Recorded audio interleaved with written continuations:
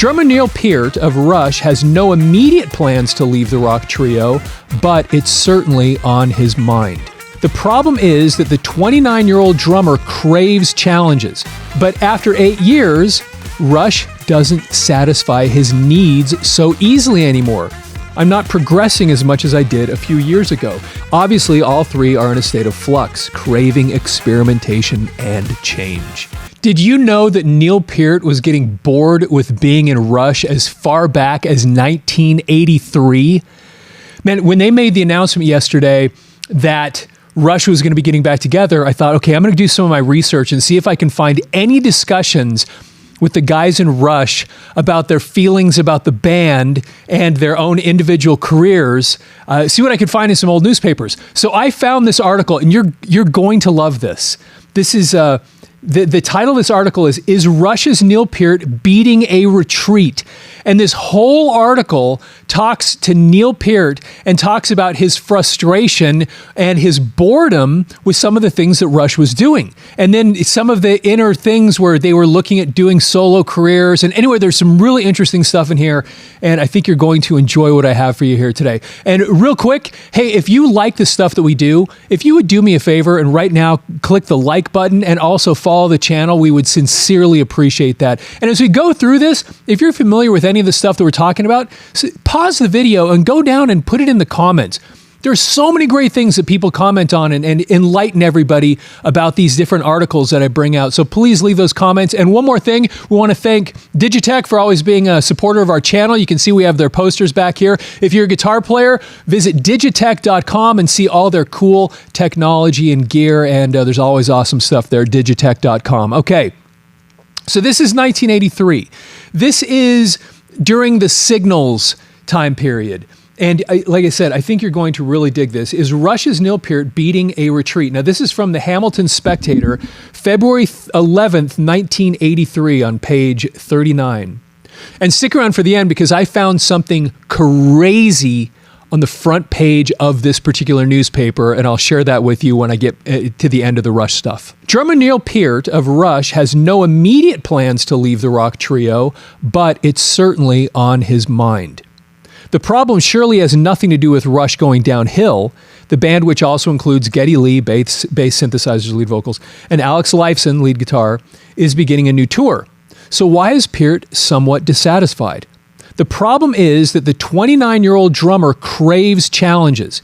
It's crucial to him to keep expanding musically. He says, but after 8 years, Rush doesn't satisfy his needs so easily anymore. Quote, years ago at the end of a tour, I might have learned 10 new things, Peart explained. Now I'll be happy to come off the tour learning 2 new things. He senses the law of diminishing returns operating against him. Quote, the more you know, the more difficult it is to improve, he observed.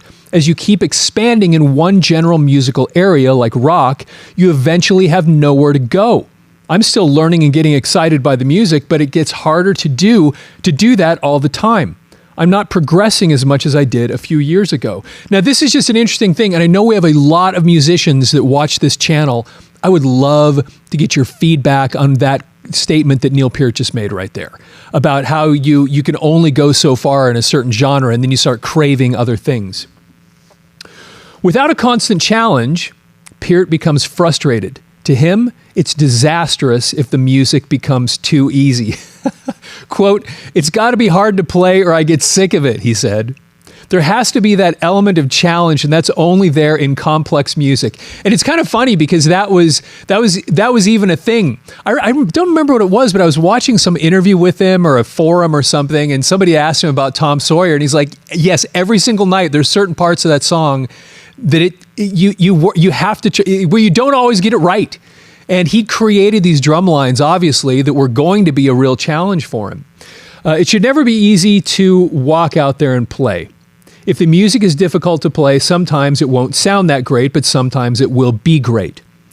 You can only aim for greatness when you're playing difficult music. It's important to aim for greatness, for perfection. That's a great line. I'm going to read that again. You can only aim for greatness when you're playing difficult music. It's important to aim for greatness, for perfection. What do you think about that statement from Neil Peart? Okay. To Peart, no concert is ever routine because in any one of them, there's the possibility he might come close to perfection. Quote, I have a picture in my mind of what perfection is, he explained. There's no excuse not to reach that level, to achieve the best performance you're capable of. You know, for those of us that love this classic media, I think most of us remember these things, audio and videotapes. And I recently realized that a lot of the viewers of this channel don't realize that behind this channel, there's a company called the Audiomover Digitizing Studio. And for 25 years, we've been digitizing old media like this for individuals and organizations across the United States and Canada. So if you have any old audio or videotapes you need preserved, we can help. And for anybody watching this video today, we're offering a 15% discount on any Audiomover digitizing service. Just use the discount code on the screen. So visit audiomover.com today to learn more and get an order started. I measure myself against that level. I try to be as perfect as possible with things like rhythmic flow and tempo changes. I try to keep the tempo as constant as possible. Quote, all those little things are evaluated in my mind. Then I say, oh, I blew that. Oh, I didn't do that. Oh, too slow here. Isn't that great? I love hearing that about Neil Peart, that he's like, he's got this fine-tuned precision thing where he's noting all the little mistakes that he made. So it's great.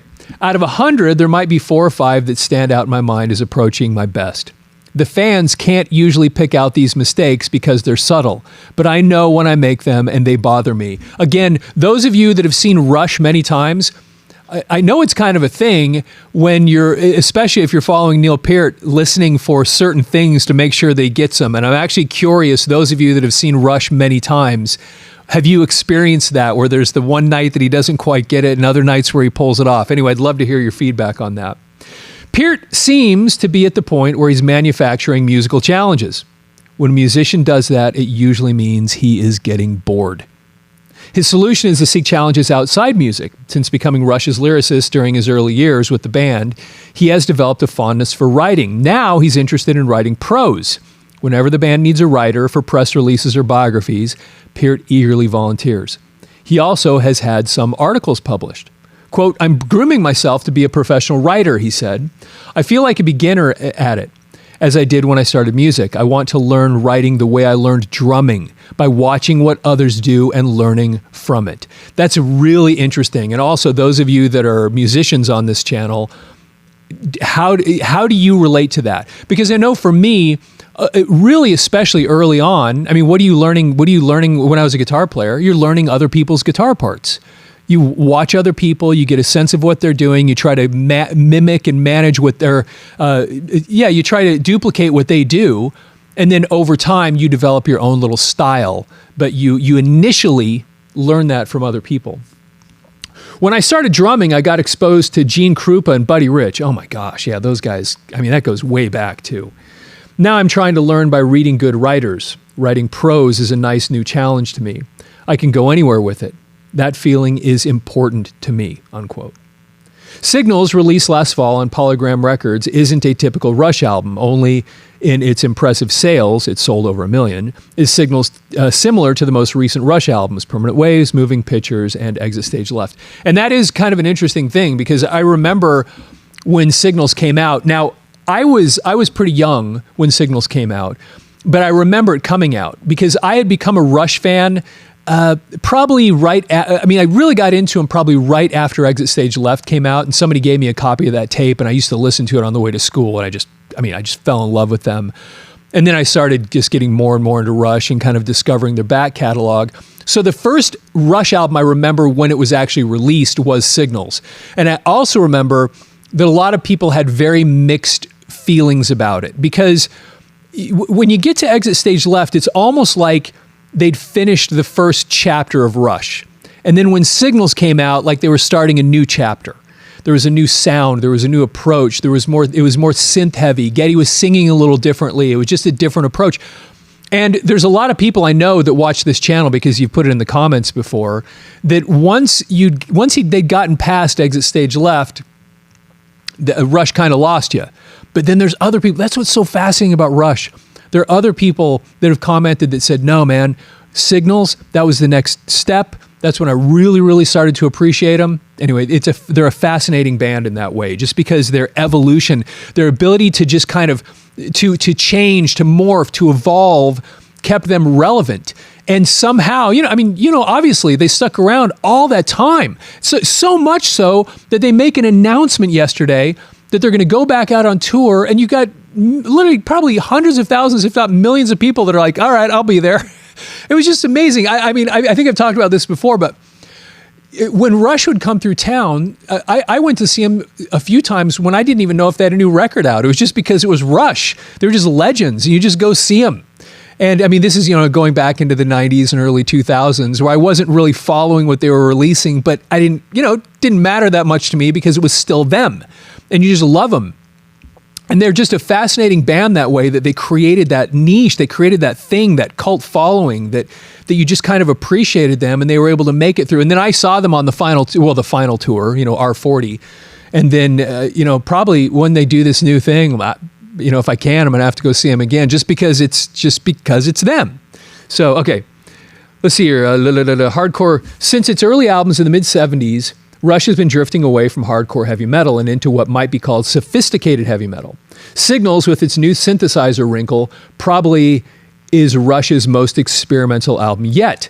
On this album, high energy is there only in spurts. The music is not consistently turbulent. It's less spontaneous, more cerebral, at least partially due to Peart's thought-provoking lyrics and his drive to make Rush music more complex. Yeah, and I remember when the album came out, because I think the first single that came off of it was New World Man. And I remember that. I loved that tune. I thought it was just amazing. Even the way the keyboards, the way it started out was, I really liked it. And then Subdivisions was on there, which was also a great tune. And I bought it. I actually really liked it. And I was a kid at the time, and I was still discovering them, but I didn't have kind of the awkward experience with it that a lot of people did, because I was very young and I was just kind of absorbing all of it, and I just went with it. So anyway, Signals is rather chaotic. Those who know Rush's music easily can tell that the band on this album is uncertain of its direction. It seems as if the musicians were determined to make a change, and it did it without completely thinking it through. Got to hear your feedback on what he says about that. On this album, the band on this album is uncertain of its direction. Love to hear your feedback and what you think about what he says there. Quote, "The album is a little schizophrenic," Peart admitted. "There are directions in the songwriting that are definitely schizoid. We tried to make a big jump and got sidetracked here and there. We wanted the music to be thoughtful and visceral, to have high energy and still be rational and intelligent. There are things on the album that wander off in strange areas. All that I can say is that we were trying to satisfy this need to explore," unquote. And that takes us back to kind of the beginning of this article, where Neil, has this kind of itch saying, I'm just not satisfied with this as I used to be, because it's not just if I don't have something challenging. And so almost in a way, when they worked on Signals, they kind of created a challenge for themselves to do something new, to push in a new direction, to try new things. Hey, we want to hear from you. And what I mean by that is we really, really want to hear from you. Down in the first comment below and in the show notes, there is a link where you can literally go sign up for 15 minutes to actually give me a call. And what I want to hear from you is, number one, I want to hear the 3 videos that we have made that you liked the most. Number 2, I want to hear the topics that you want us to do or that you enjoy the most. We'll have a quick meeting, go through those, and then anything else you want to chat about. We got 15 minutes. There's a link down below. So sign up for one of those slots, and we're looking forward to talking to you. The 3 musicians always have been proud of Rush's music being expansive enough to encompass any of their explorations. Quote, "None of us ever has had to go outside the band to do what we wanted to do musically," Peart noted. "There never was a time when we had to say this or that doesn't fit Rush. If Geddy wanted to play more keyboards, he could do it. If he wanted to sing in a different register, he could do it. Or if I wanted to play some big band jazz or reggae, I could do it. That's why solo albums haven't been a big imperative for us," unquote. But that apparently has changed. Lee and Lifeson have been experimenting with solo material. Surprisingly, some of it wound up on Signals. Quote, "Geddy and Alex were having a go at solo material," Peart pointed out. "They were looking for something different. We ended up stealing those solo songs for the group album. That proves that anything we want to do as solo artists could be modified to fit the group. And by the way, this is one of the reasons I love this channel that we have here.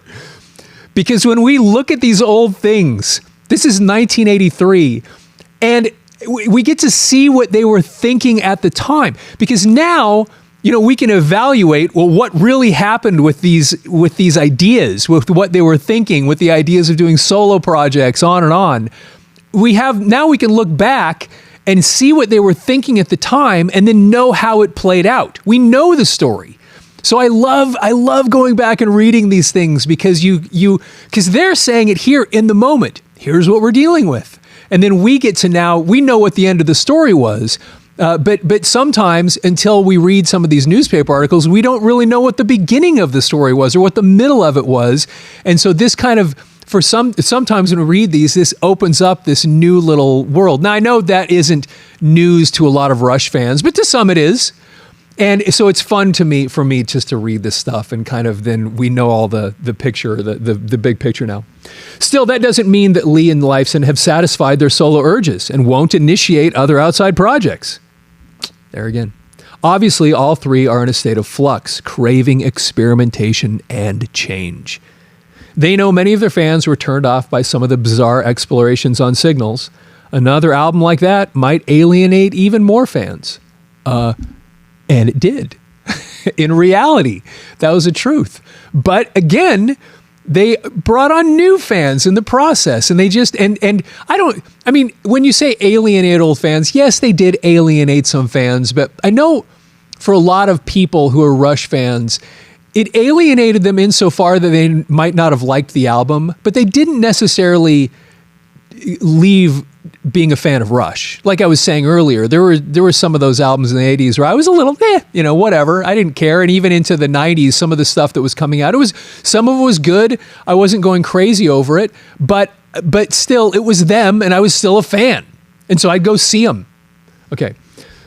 Will they tone down their experimentation? But by the way, think about that. I mean, in 1983, the band wasn't really, as far as records being released, was barely 9 years old at that point? I mean, they were young. They were less than a decade old as far as releases are concerned.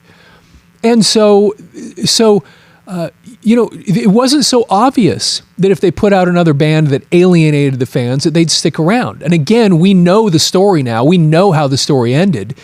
But this is the kind of thing that they were thinking about at that moment. Like, well, what happens if we put out another album that kind of throws people a little bit? Where's it going to go? They don't know here. And that's what makes this so interesting. Will they tone down their experimentation, settle on a cohesive sound, and settle into simply being members of Rush? The next album most likely will indicate their decision.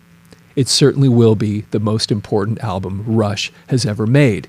And this was it was actually reprinted from the LA Times. Okay, now one more thing. One of the things that I do on this channel also after we read some of these newspaper articles is I'll often just go dig through the same newspaper and see what else kind of comes up. Now, I just want to warn you, I found a really interesting article on the front page of this newspaper. If you don't like graphic imagery, there's nothing visual you're going to see here, but you will hear some things that are a little bit disturbing. But when I saw this, I thought, what? And I read this, and it was just so gruesome and weird. This is on page 1, and here's the headline. Bodies cut up, boiled in slayings. Yes, and it is that gross. Here we go. London.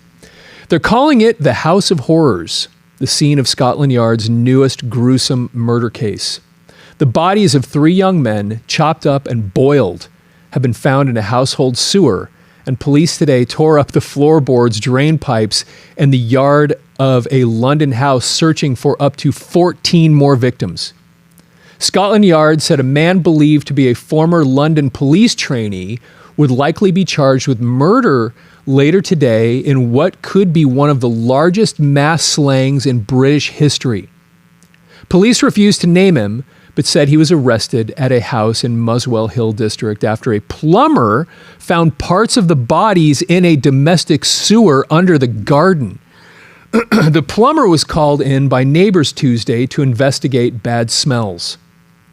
Police said the plumber called police, who then discovered the severed, decomposed heads of 2 of the 3 victims inside the rundown 3-story house.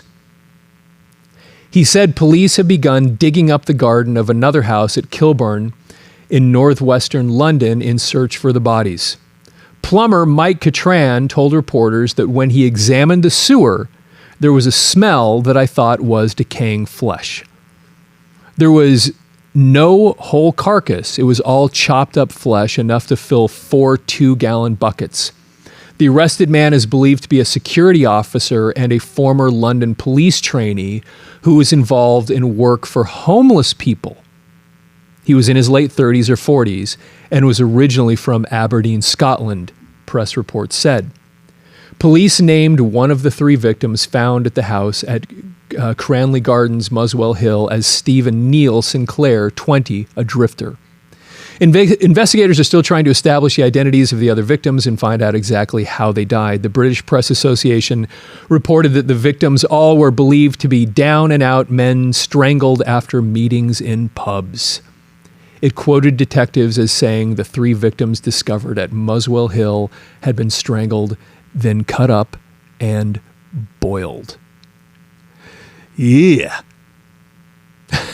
Anyway, again, part of what fascinates me about this channel, we go look at these old newspaper articles and then all the other stuff long forgotten. I mean, this is 1983. This goes back 40 plus years that whatever this was that happened. And now, and I'm guessing most people probably that are watching this channel never even heard of this. And it's just kind of fascinating to go back and see what was in the news and the kind of things that were happening at the time. And so whatever, I saw that and I thought, okay, I must read this. And I figured there'd at least be a few people out there that would be interested in, again, hearing some of these crazy stories that we find in some of these old newspapers. Hey, again, please follow the channel, like the video, leave your comments down below. And with that, have yourself a fantastic day.